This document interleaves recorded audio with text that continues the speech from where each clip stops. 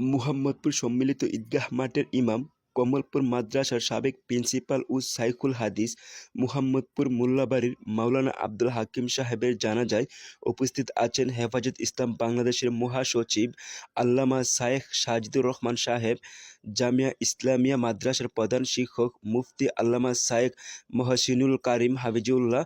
আরও উপস্থিত আছেন অসংখ্য আলেম উলামা। এই মরহুমের জানাজা পড়িয়েছেন ওনার তৃতীয় ছেলে হযরত মাওলানা হাফেজ হাসানুল্লাহ সাহেব।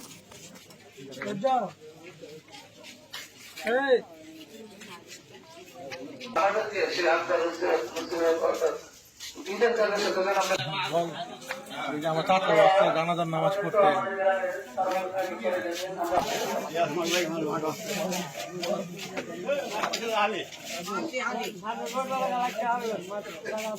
জায়গা না